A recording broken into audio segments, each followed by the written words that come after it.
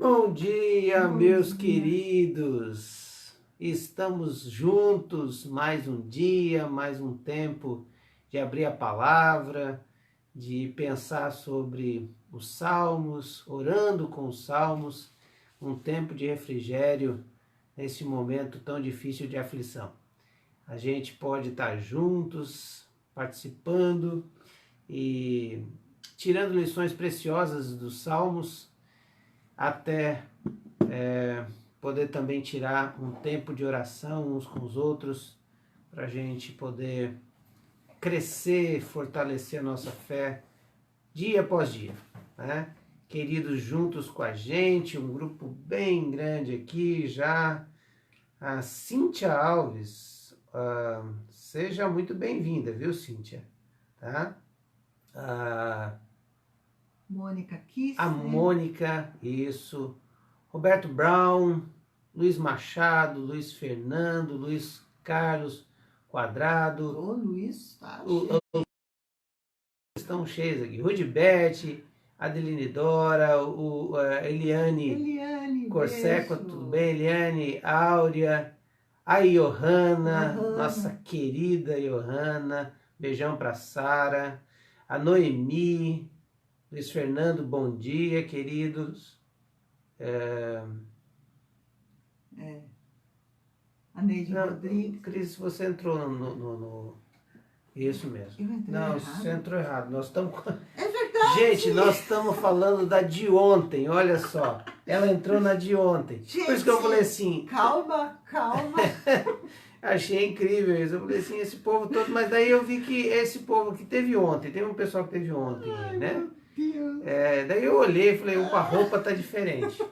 Isso aí, ó, é a experiência nossa. Ai, que vergonha, Jackson. Meu Deus, que vergonha. Não, a gente tá tudo aprendendo, o povo tudo aprendendo. Não, mas eu já era pra estar sabendo, né? Poxa vida. Tá vendo? Ó, agora sim, já estamos. Bom, já acordamos. Agora sim. Agora, Jax Clima, acertei. Isso mesmo. Tá? Então tá. Ainda bem que era só algumas pessoas que viram essa gafe. Vamos lá. Então, a Nívia tá aqui com a gente. Mas não dá para dizer, porque agora já não aparece mais. Luiz Fernando, fortalecendo a cada dia. O João Prestes aí, dizendo, pedindo oração pelo Amauri, que é o pai da esposa do meu sobrinho. Ele está com Covid, então vamos orar aí pelo seu Amauri, né? Da família do João. Isso. A Ritinha, a Raquel tá com a gente, a Chuvinha Nívia. boa, Raquel, é verdade. Coisa boa, chuva. Estamos aproveitando, e agora eu entrei na live certa. Aí, desculpa, ó, gente, valeu. Tá, mas que bom. E hoje, queridos, nós vamos pensar sobre o Salmo 39, esse salmo, um salmo de Davi também. Bom dia, Ana, também, Ana Balcon, dá um abraço nesses meninões seus aí. Esse é um tempo para a gente pensar nesse salmo, e ele tem muito a ver com o momento que a gente está vivendo. O momento que a gente está vivendo nos fez pensar algumas coisas, né? Então, nós vamos ler o salmo, depois tirar algumas lições e orar, né? O que ele nos orienta, né, a orar. Vamos lá, gente. Salmo 39. Eu disse, vigiarei a minha conduta e não pecarei em palavras, porém mordaça em minha boca enquanto os ímpios estiverem na minha presença. Enquanto me calei resignado e me contive inutilmente, minha angústia aumentou. Meu coração ardia-me no peito, e enquanto eu meditava, o fogo aumentava. Então comecei a dizer, mostra-me, Senhor, o fim da minha vida e o número dos meus dias, para que eu saiba quão frágil sou. Desde os meus dias, o comprimento de um palmo, a duração da minha vida é nada diante de ti. De fato, o homem não passa de um sopro. Sim, cada um vai e volta como a sombra. Em vão se agita, amontoando riquezas, sem saber quem ficará com ela. Mas agora, Senhor, que hei de esperar? Minha esperança está em ti. Livra-me de todas as minhas transgressões. Não faças de mim um objeto de zombaria dos tolos. Estou calado, não posso abrir a boca, pois tu mesmo fizeste isso. Afasta de mim o teu açoite. Fui vencido pelo golpe da tua mão. Tu repreendes e disciplinas o homem por causa do seu pecado. Como traça, destróis o que ele mais valoriza. De fato, o homem não passa de um sopro. Ouve a minha oração, Senhor. Escuta o meu grito de socorro. Não sejas indiferente ao meu lamento, pois sou para ti um estrangeiro, como foram todos os meus antepassados. Desvia de mim os teus olhos para que eu volte a ter alegria antes que eu me vá e deixe de existir. Esse... Parece depressivo.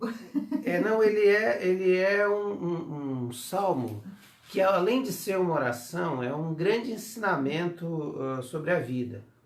Nós temos uma tendência de olhar para a vida na polarização. Aliás, polarização é uma palavra que nós temos ouvido e percebido nos últimos anos, né? Aqui, pelo menos no Brasil. Acho que o mundo também parece que está polarizado, né? Ou você é de direita, ou você é de esquerda, ou você é conservador, ou você é progressista, né? Ou você a favor do negócio lá de classe, de homem e mulher. Ou você é homofóbico, você, né? Parece que tudo é assim, uma polarização. Mas e também aqui parece que a gente, né, olha para a vida com olhares da polarização. Ou você é um pessimista, ou você é um otimista. Na verdade, quando a gente olha para esse salmo, o salmista nos ensina a ser realista. E quando a gente é realista, a gente tem que ver que em alguns momentos a vida nos faz sorrir, e em alguns momentos a vida nos faz chorar. Ou nós fazemos da nossa vida algo complexo para chorar, ou fazemos da nossa vida também algo para sorrir. Então, muito mais uma percepção realista da vida. Ele não está falando nada aqui que seja mentiroso ou que seja falso. Ele está dizendo aqui o que realmente a vida ela é, olhando para uma percepção divina. Quando nós olhamos para nós, a nossa vida, nós começamos a criar alguns valores e dar valores às coisas e ao que temos, ao que somos, talvez mais ou menos do que elas são. A gente faz uma escala de valores, por exemplo, e colocamos as coisas mais importantes que as pessoas, e às vezes a gente nem percebe isso. É uma valorização equivocada da vida. E de repente lá na frente a gente descobre que é o inverso. As pessoas são mais importantes que as coisas, aquilo que eu devotei anos da minha vida não faz sentido nenhum, e de repente eu descubro que aquilo que eu deveria ter valorizado desde o início, eu não consegui fazer. Aquela mulher que decidiu pela sua carreira e de repente viu que não viu os filhos crescerem, ela olha para aquela cena no final da sua carreira ou no meio da sua carreira, numa crise porque os filhos aprenderam a falar com as babás, ou nas creches, ou nas escolas, e ela não viu.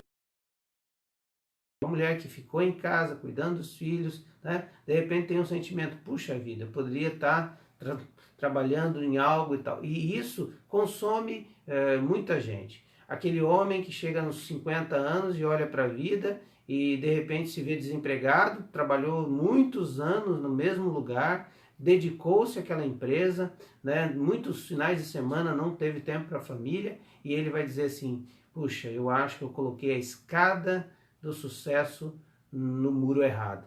E ao mesmo tempo aquele homem que não teve aspiração na vida, que foi sempre pacato, de repente está olhando, puxa vida. Há um descontentamento geral na vida. O que a pandemia nos fez? Né? E eu estava lembrando algumas coisas, né? Por exemplo, os homens. Esses dias me caiu a ficha, eu falei assim, cara, não está tendo futebol. Pois é. Como é que alguns homens estão resistindo sem ter o futebol da tarde de domingo para assistir, né? Não, estão olhando reprise. Pois é, olhando reprise de Copas passadas, né? Não reprisaram o 7-1 do Brasil. Não sei por quê, eu acho que não daria ibope, né? Bom, as mulheres, né, e tantas outras coisas que nós, como homens, mulheres, ou como humanidade fazíamos e achávamos aquilo essencial. A mulher adora café, chá. É. Meu Deus, a gente não poder se reunir com as amigas para dar umas risadas, né? Não tem shopping para ir, não tinha, né? Nessa pandemia estava tudo fechado, lockdown aí em algumas coisas. Nós estávamos não podendo fazer tantas coisas. Mulheres, por exemplo, eu, cabeleireiro, né? Depois de muito tempo descobriu que a cor original do cabelo, né? Mas isso foi o de menos, porque todo mundo estava preocupado com um bem maior, que era a sua vida, a vida do próximo. Quer dizer, o mundo, o parar fez com que a gente percebesse que algumas coisas são coisas que a gente chama efêmeras. São coisas que a gente dava valor antes e que não tinha valor. Ou que tinham valor, mas ela não poderia ser tão exacerbado o valor. Nós estávamos comprando coisas, né, digamos, comprando algo por um preço muito alto. Nós estávamos pagando muito alto por algumas coisas. E que agora a gente tem a oportunidade de rever esses valores. E é isso que o salmista está nos dizendo. Um tempo de rever os seus valores. Primeiro, se você olhar a vida na perspectiva dela, dos 60, 70, 80, 90 anos, e espero aí que você viva aí 100 anos, né? Aqui o Luiz Machado gosta de futebol, já disse que já voltou o alemão e o português. Então, quando nós estamos assistindo o futebol alemão e português, nós estamos desesperados por futebol mesmo, né? A gente gosta disso. Bom, o que mostra tudo isso? Que se a gente olha a vida nessa perspectiva só dela aqui, esses 60, 80, 90, 100 anos que viveremos, né, no melhor das hipóteses, nós temos uma sensação de que para quê? Qual é a brevidade da vida? É isso que ele vai dizer. Eu preparei aqui a minha fala em cima de uma versão chamada Nova Versão Transformadora. E ele vai dizer, olha, mostra-me como é breve meu tempo na terra, mostra que os meus dias estão contados e que minha vida é passageira. A vida que me deste não é mais longa que alguns palmos. E aqui, palmos, né, que a gente tem, era a medida menor que o salmista conhecia na época. Não tinha centímetros, essa ideia de centímetros, milímetros, né? Não, tinha só a ideia de palmo. Ou era meio palmo, um quarto de palmo, mas era palmo. A menor medida, para dizer assim, olha só, que a minha vida não é longa como alguns palmos. Alguns palmos eu já meço a minha vida já. E diante de ti a minha existência não passa de um momento. Na verdade, o ser humano não passa de um sopro.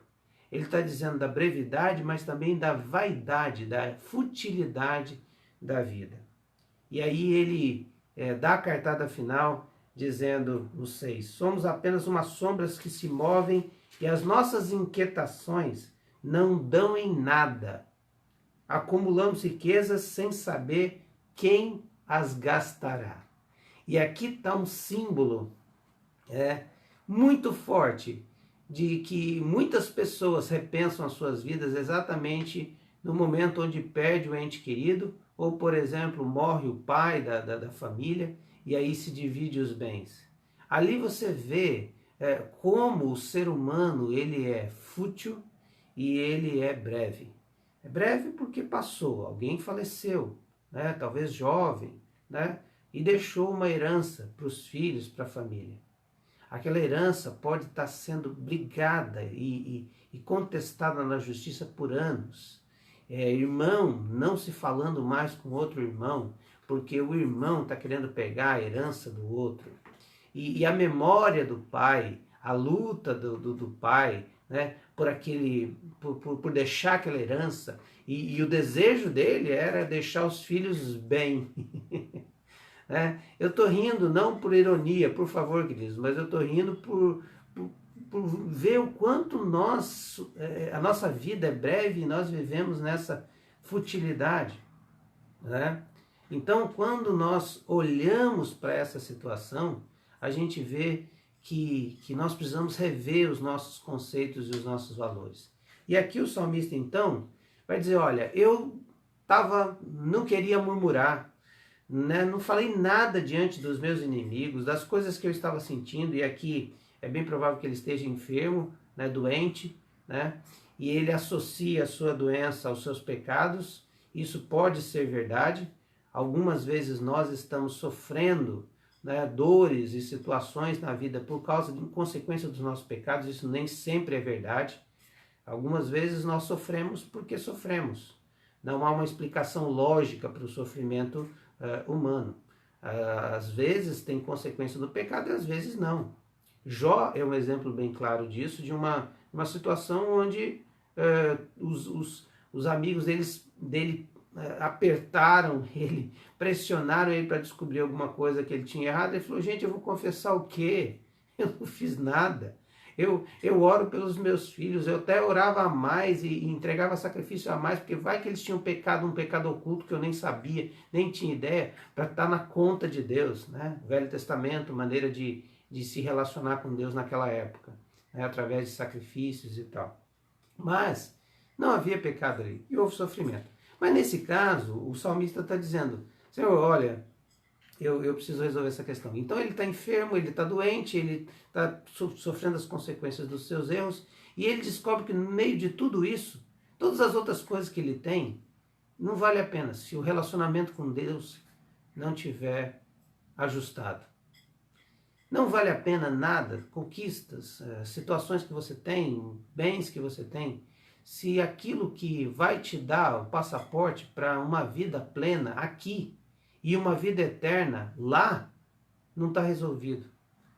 Se a minha relação com Deus não tá correta, se a minha relação com Deus não está ajustada, se a minha relação com Deus nem existe, se a minha relação com Deus não está fluindo naturalmente, as coisas que eu conquisto, que eu tenho, até mesmo a minha família, eu não vou conseguir desfrutar na sua plenitude.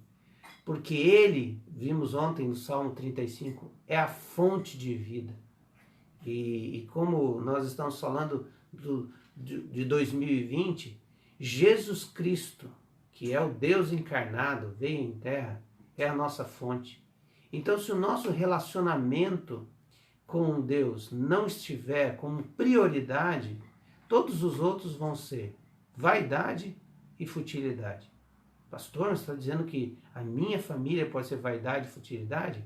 No sentido de que a plena felicidade não vai ser alcançada. Se você projeta a sua felicidade na sua família, nos seus filhos, na sua esposa, no seu esposo, no seu trabalho, nas suas riquezas, você está projetando em cima de areia movediça. Você está construindo a sua casa na areia. A Bíblia vai dizer isso, Jesus vai dizer isso.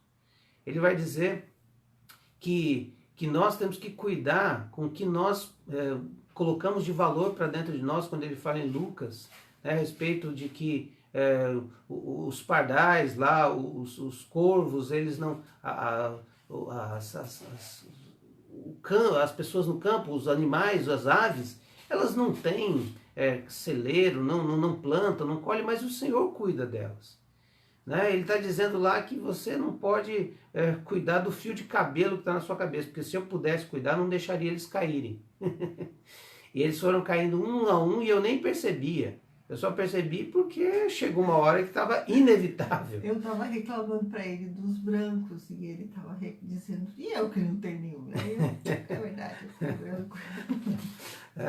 Então, o que esse salmo nos ensina a partir do 7 é, Senhor, e ele faz uma pergunta, agora, Senhor, o que devo esperar? Se o quadro está tão pessimista assim, o que eu devo esperar? E aí ele vai dizer, és a minha única esperança. E aqui não é um desespero, aqui é um ato de sabedoria.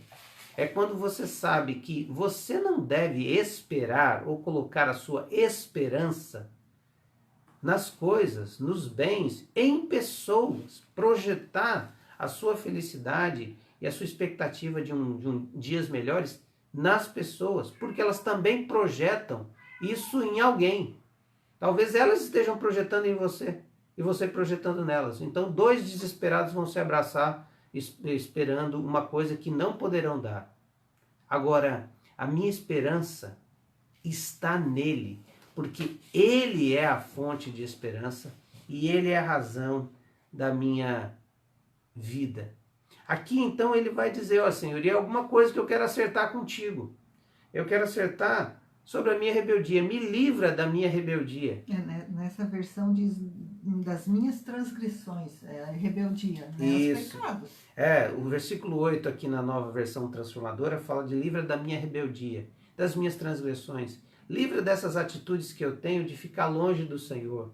Livra das ações de eu querer resolver as coisas sozinho. Faz o Senhor eu perceber isso e voltar a ter essa intimidade, esse relacionamento próximo contigo. Eu estou calado, eu não vou dizer uma palavra, Senhor, pois a punição vem do Senhor, ou seja, a justiça retributiva dos atos que eu faço vem do Senhor. Mas, por favor, pare de me castigar. Os golpes das suas mãos me reduzem a nada. É um lamento, dizendo, Senhor, eu estou sofrendo demais. E eu peço que o Senhor manere a sua mão. Versículo 11 ele vai dizer, quando o Senhor nos disciplina para os nossos pecados, consome a gente com uma traça, consome algo mais precioso. Isso me remete a Jesus dizendo lá, que a gente não deve se preocupar com as coisas dessa vida, não deve acumular riquezas, onde as traças e a ferrugem consomem. Mas a gente deve produzir riquezas celestiais. Isso me projeta para aquilo que é mais importante, que o ser humano passa como sopro. Mas ao mesmo tempo o ser humano, por causa de Jesus Cristo na cruz, pode ser eterno para a salvação. E é eterno para viver com Deus eternamente. Então, aqui nos revela que a gente deve olhar para a eternidade. Paulo vai dizer, atentando para as coisas que não vemos, do que as que nós vemos, porque as que nós vemos são temporais, mas as coisas que não vemos são eternas. O que não vemos? O que não vemos é um relacionamento. O que nós não vemos é o relacionamento que temos com Deus, mas nós precisamos experimentá-lo, senti-lo e vivê-lo. Nós temos que colocar prioridades na nossa vida e a prioridade número 1 é o nosso relacionamento pessoal com Cristo. Isso começa com a confissão. Senhor, eu preciso da sua salvação. Essa manhã, se você está nos ouvindo e você nunca entendeu a mensagem central do Evangelho, que é Deus criando um mundo, um universo, para se relacionar com as criaturas que Ele criou. Se você não entendeu que o homem pecou em Adão, então eu e você pecamos. E por causa disso, Deus teve que criar toda uma história, uma narrativa, um povo, para desse povo nascer Jesus. E Jesus, então, trazer salvação naquela cruz.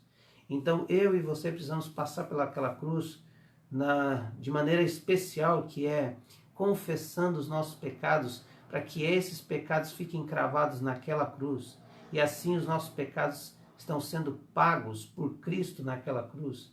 Se você não entendeu que o seu relacionamento com Deus passa através de uma confissão de pecados e um reconhecimento que você é pecador e que precisa da salvação em Cristo Jesus, talvez a sua vida está sendo mais breve, mais efêmera e mais fútil do que você imagina. Todas as suas conquistas, todos os seus troféus não vão fazer sentido quando na eternidade você encontrar com Deus. Eu e você, talvez a certeza maior que temos é que se Jesus não voltar, todos nós morreremos. E isso parece uma verdade muito dura, mas é uma verdade que nós precisamos nos preparar para ela. E o único jeito dessa verdade não ser brevidade e futilidade é quando nós entendemos que aquele que crê em Cristo, ainda que esteja morto, viverá.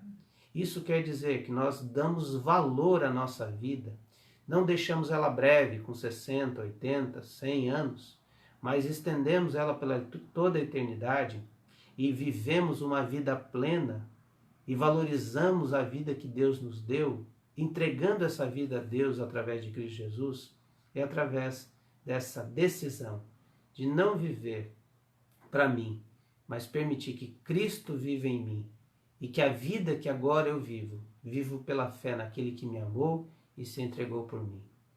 Você precisa tomar uma decisão para que a sua vida não seja fútil e breve. A decisão é: Senhor Jesus, eu sou um pecador e preciso da salvação. Eu reconheço os meus pecados e peço que o Senhor os purifique com o teu sangue da cruz. E começo agora a ser um discípulo do Senhor. Eu quero fazer aquilo que o Senhor me pede fazer. Mas para isso eu peço que o teu Espírito me capacite, porque eu mesmo não tenho força. E aí você vai desenvolver um relacionamento com Deus. E assim a sua vida não vai ser mais fútil, porque ela vai ser pautada pelos valores eternos. E assim estará cheia de sentido. Essa é a minha oração nessa manhã. Que você e eu façamos uma autoavaliação e descobramos que a gente precisa olhar para a eternidade. Este mundo, ele vai passar, mas as palavras do Senhor não passarão.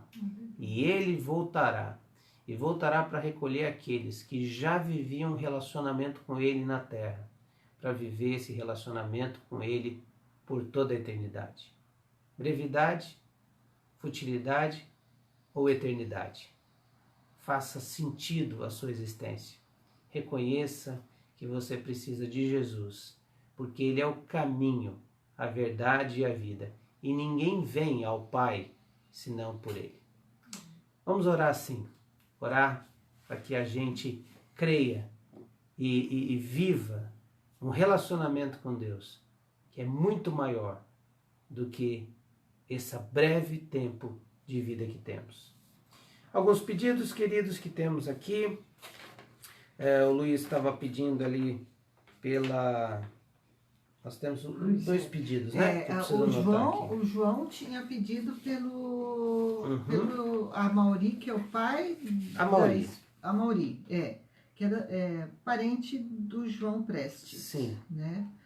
Amauri está com Covid, né? Que está com Covid lá em... não sei onde. A Vilma de Navegantes está nos assistindo. Bem. Oi, Vilma. Tudo bem? Seja bem-vindo. Bem-vinda. João Prestes, né?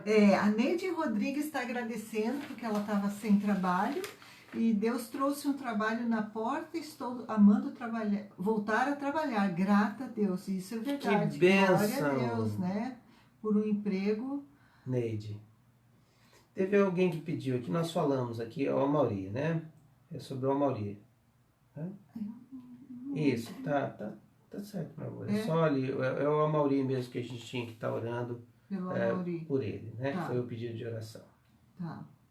Que bênção. Poxa. Vamos orar aqui, queridos. Olha, lembrando, né? Eu queria aqui só colocar algumas... temos muitos pedidos sobre enfermidade, queridos. E ontem eu conversando com a Diana está de novo pedindo pelo pastor Marco Antônio, lá de... Pastor Marco Antônio. De Belo Horizonte. Belo Horizonte, né? Sim. Porque o Covid deles é delicado, é o pastor dela lá em BH. Tá. Marco Antônio. Marco Antônio de BH. BH, Covid. Vamos estar orando também por ele. E... ontem eu conversando com o Josias, né, e ele me deu o relatório sobre o sogro dele, o pai da Sara. A Sara foi lá para... Sara e Josias são nossos missionários aqui na igreja. E o pai da Sara, que tinha aquela infecção urinária, né, já saiu do hospital, tá bem. Só que eles estão orando porque para que isso não seja um indício de um câncer na próstata. Então a gente está orando por eles também, né? E continuar orando pelos nossos queridos, pelos pedidos que estão sendo feitos aqui. Peço que você anote aí também e ajude em oração. Nossa igreja tem o princípio do pastoreio mútuo, ou seja, eu oro por você, você ora por mim e nós oramos uns pelos outros. E assim não fica pesado a ninguém e ninguém precisa carregar o sentimento de culpa de não ter orado por todos os pedidos. Cada um pode orar, né? Você tem o seu, mas ora por alguém. Quando você faz assim, você está dando uma atitude altruísta, né?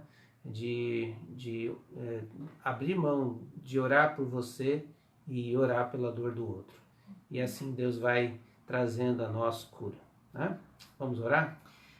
Senhor, muito obrigado, Pai, porque nessa manhã a gente se encontra contigo novamente, Senhor. Obrigado pela saúde, porque o Senhor tem nos sustentado. Obrigado, Senhor, porque o Senhor abriu o caminho para nós e nos trouxe a salvação através de Jesus. Ó Deus, que a nossa boca seja sempre um lugar onde a gente possa falar do teu amor, da tua graça, que as nossas mãos, que a nossa vida possa ser uma vida que mostre esse amor às outras pessoas. O quanto importa, Senhor, a eternidade, o quanto importa o bem-estar das pessoas, o quanto importa amar a Deus acima de todas as coisas. Amém. E ao próximo como a mim mesmo, Senhor, amor próprio.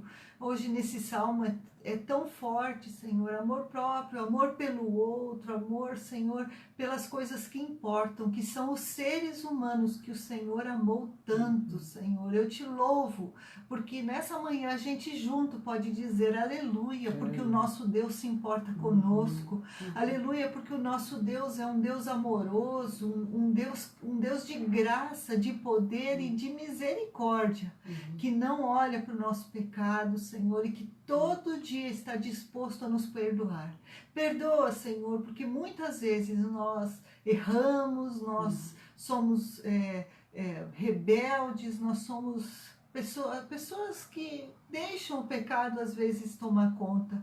Nós não queremos isso e queremos viver na tua graça todos os dias, a começar por hoje.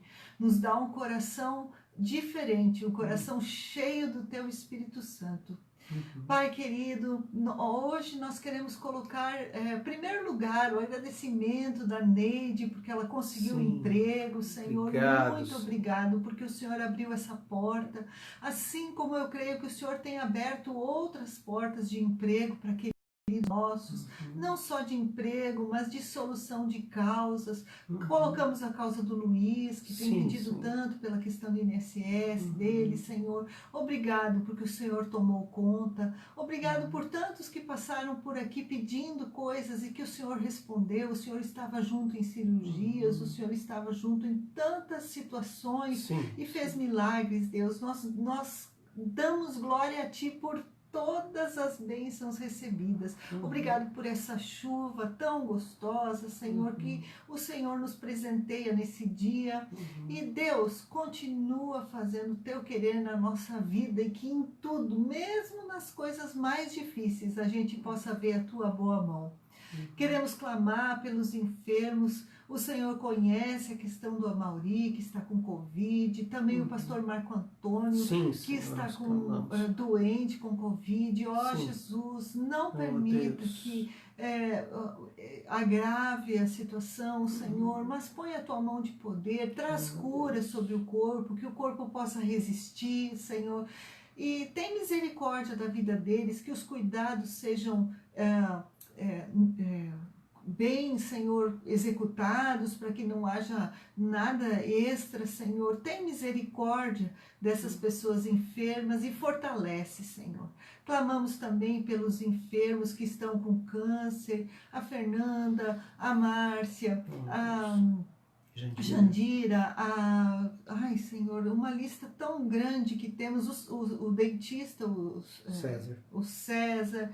Ó, Paizinho, tantos queridos que precisam de que os medicamentos, o tratamento dê certo, dá imunidade para eles, dá ânimo, Senhor, que eles não se sintam sós, que eles se sintam amparados pelo Senhor e pelo teu povo que está orando e clamando por eles. Ó Jesus, faz o teu milagre, abençoa cada um deles de uma forma muito especial. Cada um de nós está colocando um querido agora diante do teu altar e clamamos cura sobre a vida deles. Que o Senhor tenha misericórdia deles, Senhor. Assim como queremos também, Senhor, te agradecer, porque o Senhor tem feito tanto na minha vida e na vida de cada um de nós, nos dado sustento, nos dado uma casa, Senhor, nos dado comida, que não falte na mesa de ninguém, provê emprego para aqueles que ainda estão procurando, sim, Senhor. Ó Deus, não deixa ninguém, Senhor, sem condição. Senhor, nesse tempo de pandemia, que a gente está tão recluso, eu quero pedir pelos nossos filhos. Ó Deus, eu peço pelos meus filhos, que o Senhor tenha misericórdia deles, que eles possam também voltar a estudar. Amém, Deus, dá condição de que nós tenhamos um novo comportamento na nossa sociedade, onde a gente se cuide mais, para que haja condição de voltar às escolas, haja condição de voltar à normalidade, para que os nossos filhos também possam voltar a estudar, a trabalhar. Colocamos cada um dos filhos nas tuas mãos, eu em especial coloco os da Gilsara, que tem pedido pela família dela. Ó Deus, tem misericórdia dela, dos seus filhos queridos e abençoa a vida deles, Pai. De uma forma especial, nós colocamos os casais. Eu te louvo pela vida do Luiz Fernando e da sua esposa. Ó Deus, que o Senhor esteja com eles nesse processo todo. Ó Deus, o Senhor conhece todas as coisas e sabe a intenção dos corações. Por isso, Pai, não só a vida deles como casal, mas dos outros casais, tantos que passam por aqui, Senhor, e que precisam, Senhor, da tua orientação, do teu cuidado. Fala a um coração, Senhor, e mostra o teu querer. Mostra, Senhor, que tantas vezes a gente erra sem querer. Ó Jesus, abençoa os casais, traz reconciliação, traz uma mente renovada, uma mente que realmente entende que devemos amar o próximo como ao Senhor, a nós mesmos, e ao Senhor em primeiro lugar. Obrigado, Pai, porque todas essas coisas partem de um Deus que é fonte de vida e de amor nas nossas vidas. Em nome de Jesus, abençoa os empresários também, os que precisam, Senhor, dar condições para suas empresas. Ó Deus, tem misericórdia do nosso país. Em nome de Jesus. Amém. Amém. Senhor, essa lista, nós pedimos que o Senhor tenha misericórdia, Senhor, de cada nome, que o Senhor de maneira muito especial esteja visitando a cada nome aqui, Senhor, porque para o Senhor são vidas tão especiais, tão marcantes, ó Deus, porque o Senhor fez de um modo sobrenatural, milagroso, Deus, e assombroso. O Senhor teceu no ventre das nossas mães. Então cada um tem um valor incalculável para o Senhor. Essa manhã nós pedimos a Deus que o Senhor esteja cuidando de cada detalhe da vida de cada um, Senhor. Às vezes nós levantamos com batalhas diferentes a cada dia. Então, Senhor, seja esse o Senhor dos Exércitos e vá à frente, guerreando essas batalhas, dando vitória a esses queridos. Mas, Senhor, que nessa manhã também seja uma manhã de autoavaliação, onde estamos colocando o nosso coração, o que está tomando o nosso tempo, a maneira como administramos eles. O nosso tempo revela quais são os valores que a gente tem. Que o Senhor seja prioridade na nossa vida. E prioridade, ó Deus, das nossas atenções. E que o próximo também seja isso. As pessoas também sejam alvos, ó Deus, da nossa valorização. Mas eu oro também te agradecendo pela chuva que o Senhor tem nos dado. Deus, como é bom saber que o Senhor dá a tua chuva a seu tempo, que não estamos desamparados. O Senhor cuida dos seus. Obrigado pelos volumes de água que foram dados dos céus. Nós te agradecemos por isso. Dá-nos consciência também de um bom uso, Senhor, para que não nos falte, não falte aos queridos também. Eu oro, Senhor, pelo nosso país, pela doença que estamos passando, pelas mortes, ó Deus, que cada dia tem aumentado. Deus, pelo número de infectados, ó Deus, que são recorde em cima de recorde. Quero te agradecer pelos recuperados, mas eu quero te pedir, Senhor, tem misericórdia, Deus da nossa nação. Pai, oro pelo Nordeste, o Norte, o Sudeste, Senhor, os quais, ó Deus, parecem viver um momento mais complexo, com maior nível de contaminação. Ó Deus, com maior número de carga viral. Eu clamo, Senhor, que o Senhor coloque no coração do povo um resguardo, um cuidado.